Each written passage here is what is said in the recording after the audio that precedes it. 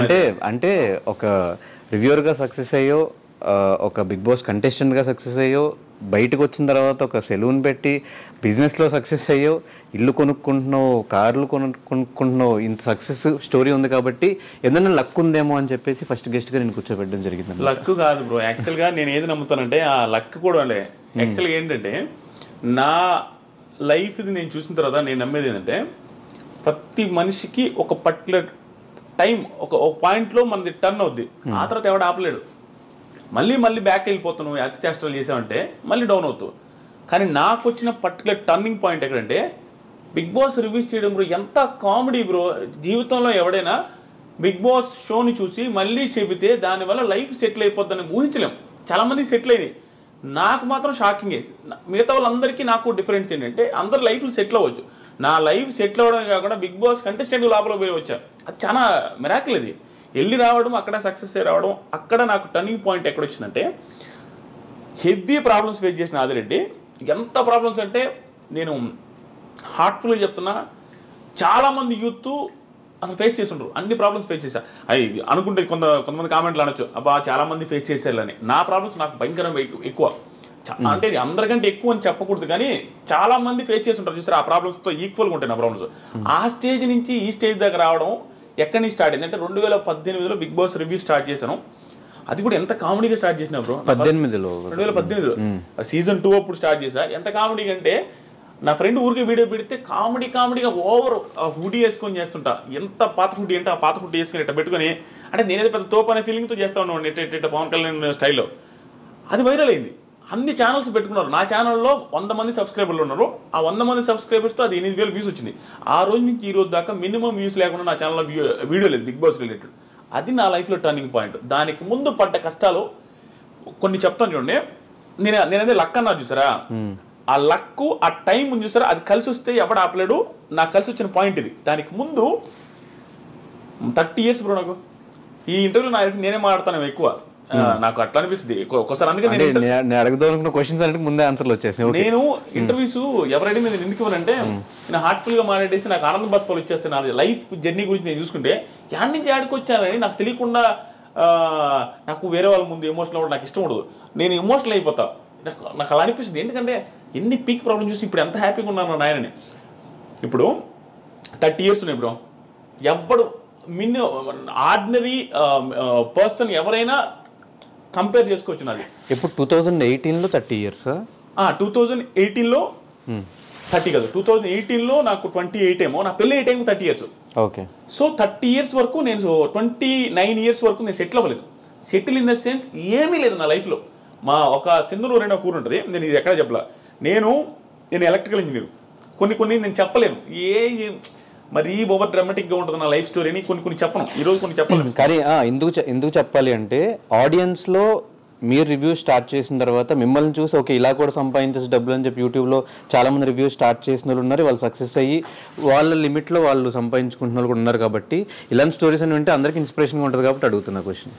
సింధనూరు అనే ఊర్లో నేను ఎలక్ట్రికల్ ఇంజనీర్ అయి ఉండి పరిస్థితి బాగాలేక సివిల్ ఫీల్డ్లో సివిల్ ఇంజనీర్ యాక్టింగ్ చేస్తూ తార్ రోడ్ల దగ్గర ఇలా పెట్టి ఆ మీటర్ ఉంటుంది.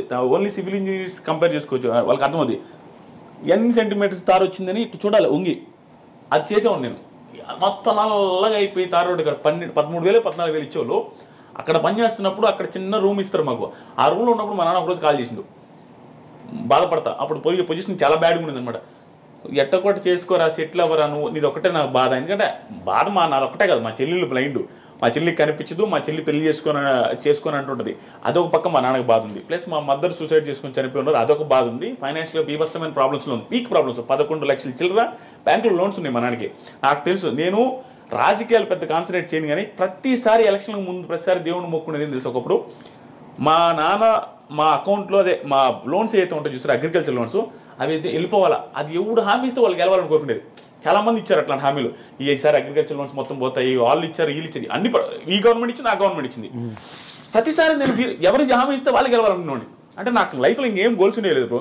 నా లోన్స్ క్లియర్ అయిపోతే మా నాన్న హ్యాపీ, నేను హ్యాపీ అనుకున్నాను. అలా మా నాన్న ఆ రోజు సింధనూరు దగ్గర ఫోన్ చేసినప్పుడు బాధపడతా మాట్లాడాడు. అది నాకు ఇప్పటికీ గుర్తుంది. ఆ రోజు నుంచి మళ్ళీ ఆ 30 ఏళ్ళు అని చెప్పేసి పెళ్ళి అయ్యే రోజు వరకు నాకు పిల్లని ఎవరు ఇచ్చేవాళ్ళు లేరు బ్రో. అంటే ఇంకా నా పెళ్లి గురించి టాకే వచ్చేది లేదు మా ఇంట్లో. ఎందుకు సంపాదించట్లేదన్నా లేకపోతే? నేను అప్పుడు ఎంత 48 కేజీలు పెట్టినోని, 50 కేజీలు నా హైట్ ఇంతే ఉండదు, 6.3, 48 కేజీల వెయిట్తో మా అమ్మ సూసైడ్ చేసుకున్న ఇంటికి ఎవరైనా అంటే ఎందుకు సూసైడ్ చేసుకున్నదో, ఎన్ని ప్రాబ్లమ్స్ ఉన్నాయో, ఆ ఇంటికి మళ్ళీ కోడలు ఎవరైనా ఇవ్వాలనుకుంటారా? ప్లస్ మా ఇంట్లో మా చెల్లెలు అలాగే ఉంది, ఒక పర్సన్ హ్యాండిక్యాప్డ్ పర్సన్ ఉండే ఇంటికి ఎవరు ఇవ్వాలనుకోరు. అలాంటి సిచ్యువేషన్లో ఉన్న నాకు పెళ్లి తాట మా ఇంట్లో లేదు, నాకు లేదు, ప్లస్ అప్పులు నేను అందరికీ తెలుసు. ఆ పొజిషన్ నుంచి 30s నాకు ఎలా ఉన్నాడు చూడు, నా పెళ్లి కాలేదు. ఎవరికైనా ఒక పర్సన్కి ఎలా ఉంటుంది బ్రో, జాబ్ లేదు, పెళ్లి కాలేదు, అందరూ అడుగుతారు. మన ఫ్రెండ్స్కి మన ఫైనాన్షియల్గా ఇదేంది తెలియదు. మన బీటెక్ ఫ్రెండ్స్కి ఏమంటారు, ఫోన్ చేసి ఏం మామ ఎప్పుడు పెళ్ళి అంటారు. మనం ఏం చెప్పలేము, ఏం చేస్తున్నారు అంటారు, ఏమి చెప్పలేని పొజిషన్. ఆ టైంలో వెనక ముందు ఆలోచించుకుంటే అంటే ఇంకా లిటరల్గా ఆ పొజిషన్ ఎట్లా ఉందంటే నిల్ అనమాట బ్రెయిన్లో. అంటే ఇంక మనకు ఆలోచించడానికి కూడా ఎట పోతే అట్ట వదిలేసిన, అసలు మొత్తం ఫ్రీగా వదిలేయబట్టే బిగ్ బాస్ రివ్యూ చేసిన కామెడీగా. అంటే నీకు ఒక టైం వస్తుంది బ్రో, నేను కాన్సన్ట్రేట్ చేసి నా లైఫ్ని నా కెరీర్ టర్న్ అవ్వాల, నోటుకు వచ్చినట్టు వదిలేస్తే కెరీర్ ఒక మలుపుకి వచ్చింది. అలా కామెడీగా చేసిన బిగ్ బాస్ రివ్యూస్. ఆ తర్వాత నాకు తెలియదు అసలు బిగ్ బాస్ రివ్యూస్ చేస్తే డబ్బులు వస్తాయని కూడా. 30,000 సబ్స్క్రైబర్స్ ఎంతో మానిటైజ్ చేశా. అప్పటి నుంచి డబ్బులు స్టార్ట్ అయ్యింది. 70,000 రూపీస్ ఫస్ట్ ఇయర్ నాకు వచ్చిన రెవెన్యూ. 70,000 రూపీస్ వస్తే మా అక్క నాతో అనేది భయంకరమైన ప్రాబ్లమ్స్ చూస్తున్నాం. మా అక్క కూడా దగ్గరుండి ఎప్పుడైనా వాళ్ళ ఇంట్లో పెట్టుకొని ఫుడ్ పెట్టి వాళ్ళ ఇంట్లో నన్ను బాగా చూసుకుంటున్నాను ఉండేవాళ్ళు. మా అమ్మ చనిపోయిన తర్వాత 70,000 వచ్చిన మా అక్క కాల్ చేసి ఏమన్నా తెలుసా, అమ్మయ్య ఇంకొక 1.5 లక్ష 2 లక్షలు చేసుకోరా మొత్తం, నీకు ఎట్ట కూడా పెళ్లి చేద్దాం, ఆ 2 లక్షలు ఇంకొక 1 లక్ష ఎట్లా కూడా అప్పు చేసి నీ పెళ్ళి అయితే బాగుంటుందని అని. మా అక్క కూడా హోప్ వచ్చింది 70,000 సంపాదించినని. అక్కడ స్టార్ట్ అయిన నా జర్నీ లాస్ట్ బిగ్ బాస్ రివ్యూస్లో ఒక మంత్కి 39 లక్షలు మీరు ఆల్రెడీ చూసుంటారు, అక్కడ దాకా వచ్చింది. నేను ఈ వీడియోలో ఇవి చెప్పేది పొగరుగా చెప్పట్లేదు బ్రో, కొంతమంది జెన్యూన్గా చెప్తున్నాను. కొంతమంది ఫ్యామిలీస్ కానీ, కొంతమంది ఫ్యామిలీస్లో ఉండే పేరెంట్స్ కానీ స్ట్రగుల్ని తీసుకోలేక సూసైడ్ తీసుకుంటారు. ఎగ్జాంపుల్ మా మా మదర్కి పీక్ ప్రాబ్లమ్స్. మా ఇంట్లో అందరికీ ఏంటంటే ఆస్తులు ఉండేవి బ్రో. ఆస్తులు ఎలాంటి ఆస్తులు, మెట్ట ప్రాంతం మాది. ఆస్తులు అయితే ఉంటాయి చెప్పుకోవడానికి, 8 ఎకరాలు 9 ఎకరాలు 10 ఎకరాలు అంటారు, కానీ అవి ఎవడు కొండవు దాంట్లో పంటలు పండవు. ప్లస్ పల్లెటూరులో ఉండేవాడు పీక్ ప్రాబ్లమ్స్ వచ్చినా అవి అమ్మడు.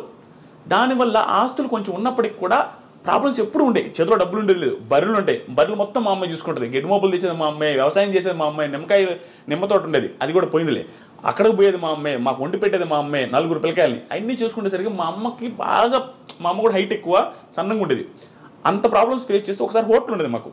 ఎంత ప్రాబ్లమ్స్ అంటే ఒకసారి ఊహించుకుంటేనే అంటే నేను పేరెంట్ అయిన తర్వాత మా ఇంట్లో వాళ్ళు ఎంత స్ట్రగుల్ అయి ఉంటారో మా అమ్మ అనిపిస్తుంది. మా వైఫ్ని చూసిన తర్వాత హోటల్ ఉండేది, చిన్న హోటల్, ఊర్లో రేకుల షెడ్ వేసి ఒక హోటల్, మా సొంత ప్లేసే కాబట్టి అక్కడ పెట్టాము. బోండాలు, ఇడ్లీలు, పూరీలు అవన్నీ చేసి మా అమ్మాయి పెట్టి, మా అమ్మాయి వండి అందరికీ పెడతా ఉండేది. అవే డబ్బులు వస్తూ ఉండేవి. అప్పుడు మేము హ్యాపీగా ఉన్నాం. ఆ టైంలో ఆ హోటల్ పెట్టిన టైంలో మా మంచి సక్సెస్లో ఉండేది. ఓకే కొంచెం డబ్బులు చూస్తున్నాం. ఆ టైంలో నేను బీటెక్ జాయిన్ అవుతూ ఉండేది. జాయిన్ అయ్యి బీటెక్ కాలేజీకి పోయే ముందు రోజు మండలు దుడిచేది, ప్యాకెట్లు కట్టేది. నాకు ఇష్టం ఉండదు, ఎవరికి ఇష్టం ఉంటుంది బ్రో, బిల్డప్ ఇవ్వాలని ఎవరికైనా ఉంటుంది. మిడిల్ క్లాస్ పర్సన్ బిల్డప్ ఇస్తాం. బీటెక్ స్టూడెంట్ అంటే ఏమనిపిస్తుంది, సో బిల్డప్ ముందు అనుకునే వాళ్ళం. ఆ ప్యాకెట్లు కట్టుకుంటా అవి క్లీన్ చేసుకుంటూ ఉండేది. ఆ టైంలో మా అమ్మకు ఒకరోజు నేను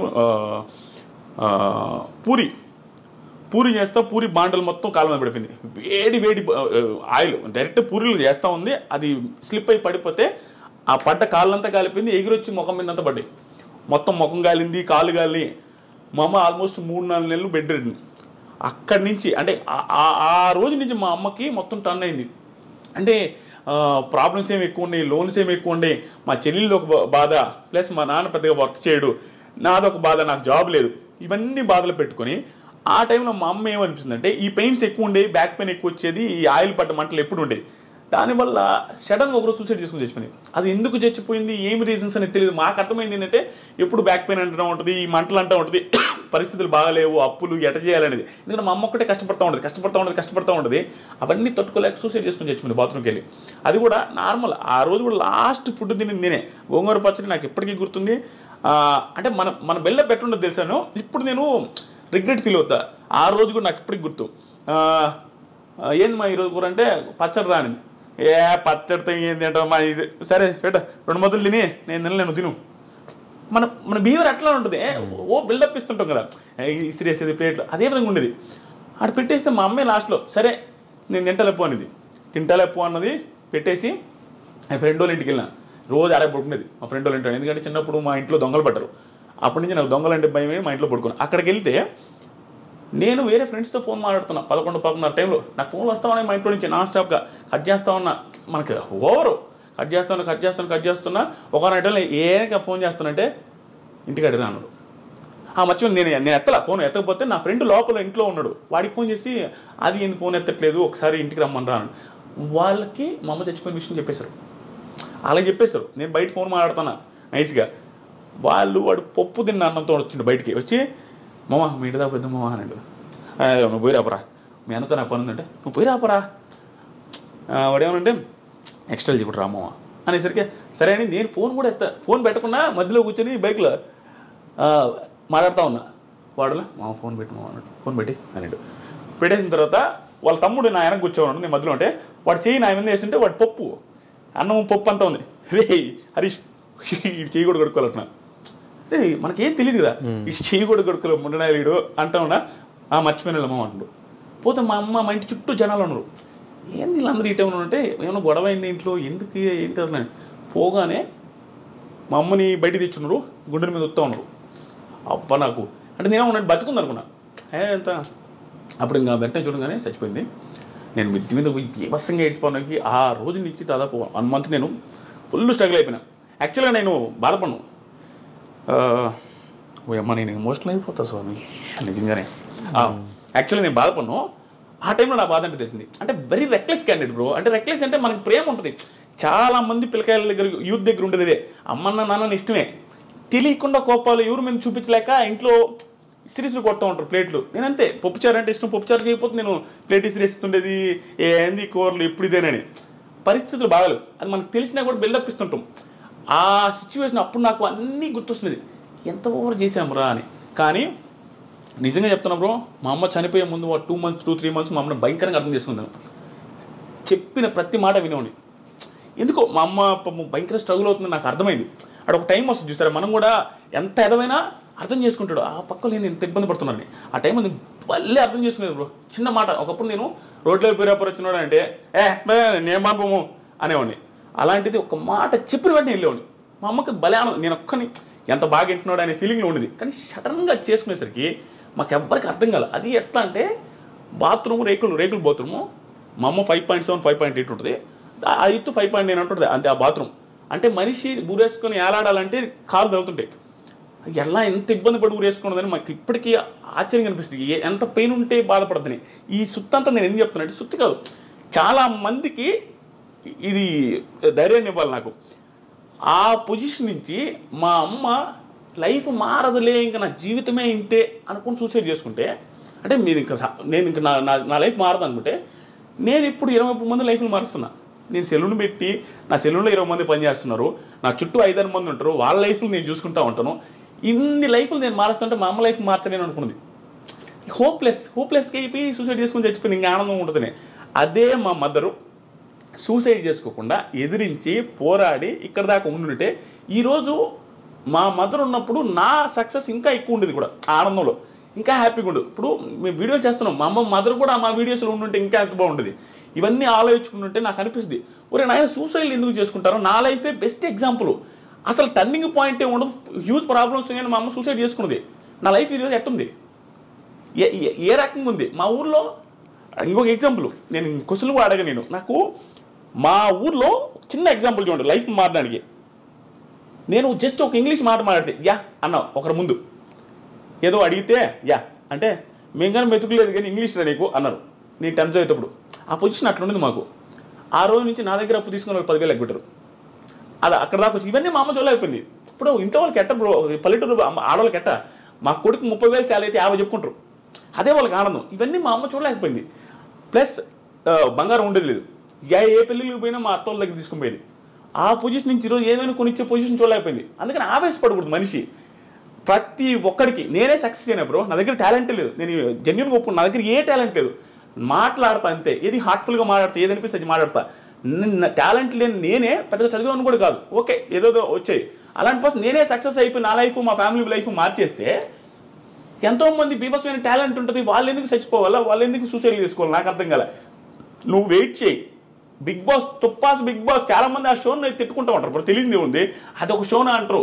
ఇన్ని చెప్తుంటే ఆ షో ఒక లైఫ్ మార్చింది, ఒక ఫ్యామిలీ లైఫ్ మార్చింది, మా తరాన్ని మార్చింది. ఇక్కడ నుంచి మా తరం స్టార్ట్ అయిపోద్ది, మా ఒక జనరేషన్ మార్చినట్టే. దాంతోపాటు నా చుట్టూ ఉండే ఒక 20 మంది బతుకుతున్నారు. దీంట్లోనే కెరీర్ ఎత్తుక్కోగలిగిన టైం వస్తే, అన్ని కలిసి వస్తే. అలాంటిది వేరే వాళ్ళు ఎందుకు ఎత్తుకోలేరు, చదువుకొని బాగా చదువుకున్న వాళ్ళు. సో నేను ఈ ఇంటర్వ్యూలో కానీ ఎక్కడొచ్చినా నేను ఈ పాయింట్ నా జీవితం మొత్తం చెప్తా ఉంటా, సూసైడ్లు చేసుకోవద్దు. ఏ లైఫ్ ఏ టైంలో నీకు రోడ్డు మీద ₹1 దొరుకుతుందో తెలియదు. నీకు ఏ పిల్ల నిన్ను నచ్చి ఆ పిల్లకి 100 కోట్లు ఉంటే నీకు తెలియదు. నీకు ఎక్కడైనా చేంజ్ అయిపోవచ్చు. నీ లైఫ్ మొత్తం డిజాస్టర్ నుంచి హై క్లాస్లోకి వెళ్ళిపోవచ్చు.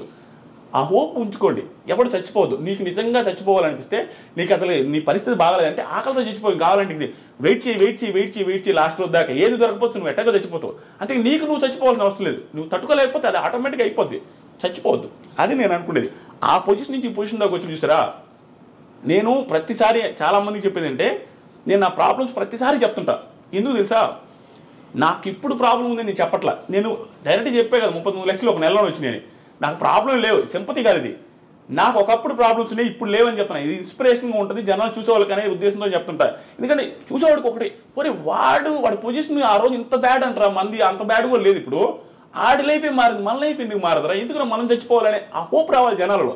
సూసైడ్ చేసుకునే అంత ఎదవలు లేరు. మా అమ్మని ఇప్పటికీ మా ఊర్లో తిడతారు, ఎదవకపోతే ఆ రోజు సూసైడ్, ఆ పిల్ల ఆ ఎదవ కాకపోతే అటు చచ్చిపోకుండా ఉంటే ఈరోజు బంగారం ఉండి కదనే ఆవేశపడి ఆ పిల్ల అటు చేసుకుంది కానీ మా అమ్మల్ని తిట్టా ఉంటారు అందరూ. అంతే కదా, చాలా ఇది బ్రో ఇవన్నీ. కానీ పర్ఫెక్ట్ ఎగ్జాంపుల్, 28 సంవత్సరాలకి ఒక రూట్ ఎంచుకుని సక్సెస్ అవ్వడం అంటే చిన్న విషయం కాదు. కానీ ఇన్ని రూట్స్ ఉండగా, అంటే రివ్యూస్ చెప్పాలి అని థాట్ వస్తే సినిమాల మీద చెప్పొచ్చు, పొలిటికల్గా చెప్పొచ్చు. అప్పటికి పొలిటికల్ రివ్యూస్, సినిమా రివ్యూస్ ఇవన్నీ ఇండస్ట్రీలో ఉన్నాయి. ఇవేం కాదని బిగ్ బాస్ అనే షో మీద ఫస్ట్ టైం రివ్యూ చెప్పింది మీరే అనుకుంటా తెలుగు. అంతకుముందు నేను అది కూడా నేను చెప్తాను కదా, అంతకుముందు దిస్ ఈజ్ ఫనీ అని ఉంటాడు. దిస్ ఈజ్ ఫనీ అతను చూసి నేను రివ్యూ స్టార్ట్ చేసింది. అతను ఏదో లైవ్ చేస్తూ ఉంటే నాకు 3-4 వేల మంది చూస్తాం, అది చూసి ఇతను ఎవరు స్వామి ఇంతమంది ఫ్యాన్స్ అనుకుని కామెడీగా మా ఫ్రెండ్తో చెప్తాను, ఇతను ఎవరు ఆయన కూడా బిగ్ బాస్ రివ్యూ చేసావు. మా ఫ్రెండ్తో అన్న ఇతను వీడియోలు ఏందని ఇంతమంది చూస్తున్నాయంటే, మామూలుగా అంటగా వాడేందన్న చేసేదే మనం చేయలేమా, వాడు బిల్డప్కి మావాడు నువ్వు కూడా చేయన్నా అని చెప్పి వీడియో పెట్టా చేసిన, అది సక్సెస్ అయింది. ఆ నుంచి వచ్చింది. నేను చెప్పింది అదే బ్రో, విషయం కాదు, తెలియకుండా నీకు ఒకటి వస్తుంది ఆ టైము. నాకు వచ్చింది అంతే, నా టాలెంట్ కాదు. అందుకని చెప్తాను, ఎవరికైనా ఒక టైం వస్తుంది. సో బిగ్ బాస్ రివ్యూస్ ఎందుకు చేసిన అంటే, నేను ఫస్ట్ యూట్యూబ్ ఛానల్ పెట్టి స్టార్ట్ చేసిన రైతుల గురించి వీడియోలు, రైతుల లాసులు కష్టాలు ఏంది, మీరేమో రైతులు అంటుంటే మీరు శ్రీరెడ్డి ఆవిడ వీడియోలు ఎక్కువ వేసుకుంటున్నారు, ఇంటర్వ్యూలు ఆవిడే వస్తున్నాయి. అప్పుడు ఫేమస్ ఆవిడ, ప్రతి ఒక్కటి కాంట్రవర్షియల్ భలే ఉండేది వ్యూస్. అట్లా ఉన్నారు, రైతులు ఊరు పట్టించుకోలేదని ఆ వీడియోలు చేస్తే ఊరు చూసేదిలే. బిగ్ బాస్ గురించి చూడకుండా అందరూ చూసారు. ఇంకా అందుకని బిగ్ బాస్ చేస్తాం. ఇప్పుడు ఏది వస్తే అదే చేస్తాం. డబ్బులు వస్తే ఏం తెలియదు. తర్వాత వచ్చినాయి 70,000 వచ్చినాయి, నెక్స్ట్ ఇయర్ 1,80,000 వచ్చినాయి, ఆ తర్వాత ఇంకొంచెం ఎక్కువ వచ్చింది, ఆ తర్వాత ఇంకొక ఎక్కువ వచ్చింది, తర్వాత బిగ్ బాస్కి వెళ్ళాం, తర్వాత ఇక్కడ దాకా వచ్చాం. ఆ టైంలో రైతులకి సపోర్ట్గా వీడియోస్ చేసి ఈరోజు రైతు బిడ్డకి సపోర్ట్ చేసావు బ్రో. అట్లా ఏం కాదు బ్రో, అట్లా అనుకోవచ్చేమో. కానీ రైతు బిడ్డకి సపోర్ట్ అంటే బ్రో ఒక్కటి చెప్తా, రైతు బిడ్డ అయినా ఇంకొకరి బిడ్డ అయినా డాక్టర్ అయినా ఎవరైనా ఆడితేనే సపోర్ట్ చేస్తారు జనాలు తంగలు కాదు. ఖచ్చితంగా ఆట ఏదో పాయింట్లో నచ్చితేనే సపోర్ట్ చేస్తారు. నచ్చకుండా అసలు ఓటు వేయాలంటే హాట్స్టార్ ఓపెన్ చేసి ఎవరికి ఓపుకుండదు.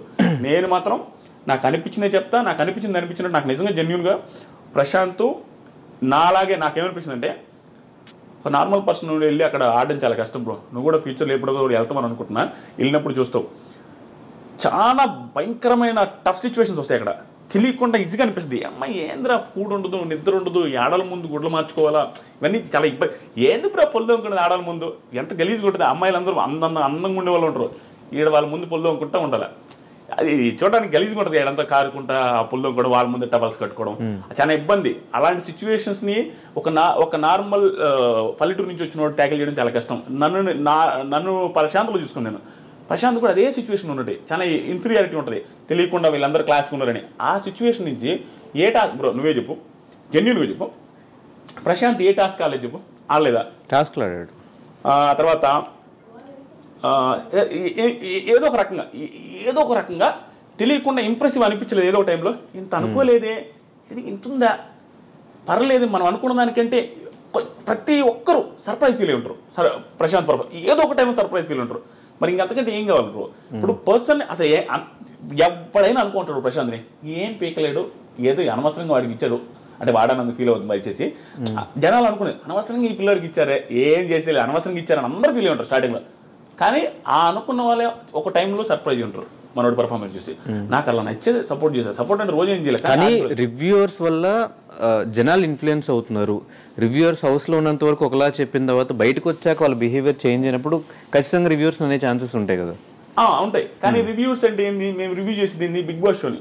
సో మాకేం అవసరం బిగ్ బాస్ షో. ఇప్పుడు నా పక్కింటోడు 4 మర్డర్లు చేసిన బిగ్ బాస్కి వెళ్ళినా, మా ఇంట్లో వాళ్ళనే మర్డర్ చేస్తున్నా కూడా అంటే నేను బిగ్ బాస్ హౌస్కి పోతే వాడు బాగా ఆడితే సపోర్ట్ చేస్తా. వచ్చిన తర్వాత వాడు ఎలా ఉండో, వెళ్ళక ముందు ఎలా ఉండో నాకు సంబంధం లేదు, నాకే కదా ఏ రివ్యూ సంబంధం. షోలో ఎలా ఉందో అలా. షోలో ప్రశాంత్ బాగా ఆడాడు, శివాజీ గారు బాగా ఆడారు, పొగడతాం. ఇంకొకరు బాగా లేదు విమర్శిస్తామంటే ఏమి బీభత్సం ఏం కదా, ఉండదే చెప్తాం. ఈరోజు బాగా లేదంటే బాగా లేదని చెప్తాం. సో స్టిల్ జనాలు మమ్మల్ని కూడా జడ్జ్ చేస్తారు. ఈడేం పెద్ద పుడింగ్ అంటే నేను ఆల్రెడీ ఏం పుడింగా, నేను ఒకరు బాగా ఆడలేదంటే వాడు నన్ను తిడతారు చూసి జనం. అది మేము యాక్సెప్ట్ చేస్తాం, ఎందుకంటే నార్మలే. మేము క్రిటిసైజ్ చేసినప్పుడు నన్ను క్రిటిసైజ్ చేయలేరా, యాక్సెప్ట్ చేస్తాను. అంటే ప్రాపర్గా రివ్యూ చేయగలిగితే బయటకు వచ్చాక బిహేవియర్ కూడా ముందే ఆడియన్స్కి అట్లా ఎక్కిచ్చే ఉంచుంటే అయిపోయేది కదా. ట్రూ బ్రో, చెప్తామనండి, అది గేమ్ షో బ్రో. నేను జెన్యూన్గా చెప్తున్నా, అక్కడ సిచ్యువేషన్స్లో నువ్వు ఎలా ఉండాలో అలా ఉండాలా. సో అది యాక్టింగ్ అనుకుంటారో, ఇంకోటి అనుకుంటారో, ఏదైనా అనుకుంటారు, నటించినా పర్లేదు. ఓకే, నువ్వు అక్కడున్న సిచ్యువేషన్లో నువ్వు బాగుంటే చాలు. నాకు ఏది మనకు అది ఇంప్రెసివ్గా అనిపించాలా. నటించడం అంటే నిజంగా నటిస్తే 100 రోజులు బీభత్సంగా నటిస్తే అంతకంటే టాలెంట్ ఏముంది బ్రో ఓటు వేయడానికి. 100 days ఎవడు బ్రో నటించగలుగుతాడు, అది యూజ్ టాలెంట్. ఒక ఓటు వేయడానికి అదే ఆ టాలెంట్ సరిపోద్ది. 100 days నటించుంటే మీరు అన్నట్టు ఎవడో నటించలేడు. అక్కడ నువ్వు ఇంప్రెసివ్గా ఫీల్ అయితే చాలు, ఎలాగైనా ఉండండి, అది చాలు మాకు. బయటకు వచ్చిన తర్వాత ఎలా ఉంటుంది మేము ఎక్కడ ఎలా ప్రిడిక్ట్ చేయగలుగుతాం. నేనేమంటానంటే అక్కడ ఉన్న సిచ్యువేషన్ తగ్గట్టు అక్కడ బిహేవ్ చేస్తారు. అవుట్ సైడ్ సిచ్యువేషన్ వేరే. అవుట్ సైడ్ పోలీసులు ఉంటారు, పల్లె ప్రశాంత్ అందరూ తొబ్బడతారు, బయటకు వచ్చిన తర్వాత ఇలా చేశాడు అలా చేశాడు. లోపల పోలీసులు లేరు, లోపల క్రౌడ్ లేదు. బయటకు వచ్చిన తర్వాత క్రౌడ్ ఉంది, బయటకు వచ్చిన తర్వాత పోలీసు ఉంది. ఈ సిచ్యువేషన్ అక్కడ లేదు, ఆ సిచ్యువేషన్ ఇక్కడ లేదు. అక్కడ తగ్గట్టు అక్కడ ఉంటారు, ఇక్కడ తగ్గట్టు ఇక్కడ ఉంటారు. ఇదే క్రౌడ్తో ఇదే సిచ్యువేషన్ ఇదే పోలీసుల ముందు పల్లె ప్రశాంత్ బిగ్ బాస్ బిఫోర్ ఎక్కడ మనకు కనపడలే. ఎలా బిహేవ్ చేస్తారో మనకు తెలియదు. సిచ్యువేషన్ బట్టి మనిషి బిహేవ్ చేస్తారు, కానీ ప్రతిసారి ఒకే రకంగా ఎవడు బిహేవ్ చేయడు. కానీ ఆ సిచ్యువేషన్ ఒకేసారి కనిపించింది కాబట్టి మనకు తెలియదు అతను ఎలా ఉంటాడో. కాబట్టి మనమేమనుకున్నాము అతను ఇలాగే ఉండాలని ఒక స్టాండర్డ్ పెట్టుకున్నాం అనేది నా ఫీలింగ్. నాకైతే జెన్యూన్ చెప్తున్నా, ప్రశాంత్ ఇలాగే డౌన్ టు ఎర్త్ ఉండాలా, ఇంత నోరు లేయకూడదు, ఇంత ఓవర్ చేయకూడదు అనే ఫీలింగ్ మనం పెట్టుకున్నాం. అంటే హౌస్లో అలా ఉన్నాడు కాబట్టి మనం బయటకు వచ్చాక ఆబ్వియస్గా అలా పెట్టుకున్నారు బ్రో. అంతేగాని అది తప్పు. ప్రశాంత్ చేసిన మిస్టేక్ అని ప్రశాంత్ కూడా యాక్సెప్ట్ చేస్తారు, శివాజీ గారు చెప్పారు, పోలీసులు చెప్పారు, అది మిస్టేకే. కానీ అత్యుత్సాహంతో జరిగింది తప్పించేదో ఇదే ఆ బిహేవ్ అయినా ఆ బిహేవ్తో మాకు సంబంధం లేదు బ్రో. రివ్యూవర్స్కి ఎవరికి సంబంధం లేదు. మాకు బిగ్ బాస్ షోలో ప్రశాంత్ బాగా ఆడాడు, దెర్ ఈస్ నో డౌట్, అందుకే గెలిచాడు.